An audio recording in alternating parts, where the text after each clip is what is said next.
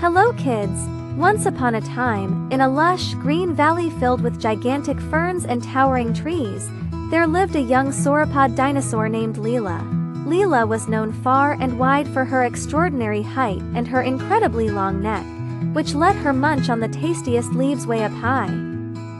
But there was something else that Lila loved even more than her leafy lunches, and that was singing every morning. As the sun peeked over the hills, Lila would start her day with a joyful tune. Her voice echoed across the valley, bouncing from mountain to mountain. But Lila's deep, booming voice did more than just travel far. It shook the very trees, rattling nests and scaring the smaller dinosaurs. The tiny triceratops scampered, and the bumpy ankylosaurs trembled. Lila's singing was just too mighty powerful for their ears.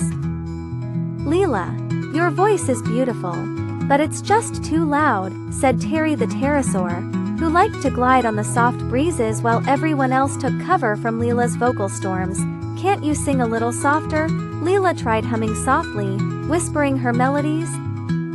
Lila even sang into the wind to cushion her powerful voice, but no matter what she did, her songs always ended up loud enough to make the ground vibrate.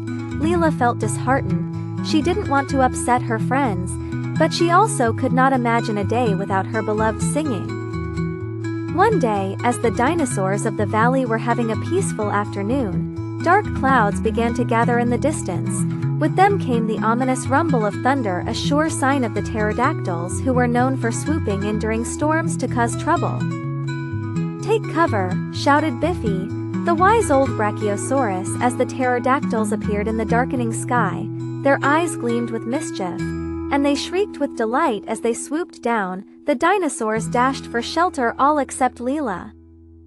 Lila stood frozen in the open field, her long neck stretching high as she watched the chaos unfold. She wanted to help, but what could she do against the pterodactyls? Suddenly, a bright idea sprouted in Lila's mind. "Maybe my voice can help," she thought. She took a deep breath, filling her enormous lungs as the pterodactyls swooped closer. With all her might, Lila began to sing the loudest, most powerful note she had ever sung. Her booming voice cut through the storm like a ray of sunlight, shaking the clouds. The sheer force of her song was enough to send the pterodactyls fluttering away in confusion, back to wherever they had come from. The valley fell silent, except for the echo of Lila's voice resonating in the hills.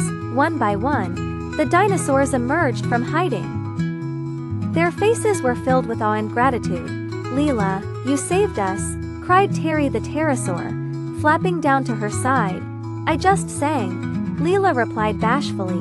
"You sang so strong and true that you scared away the pterodactyls," Biffy declared, nodding his head. From that day forward, Lila was known as the hero of the herd. Her friends no longer hid from her songs. Instead, they gathered to listen and marvel at her power. Lila, the singing sauropod, had found her voice and purpose, and she sang not just with joy. She sang with the strength that came from knowing she was appreciated and loved, and so the valley echoed with her music every morning. A beautiful reminder that everyone has a special gift to share when the time is right. Lila, with her head held high among the leaves, would always think of her singing not just as a way to start the day but as a way she had once saved it. The end.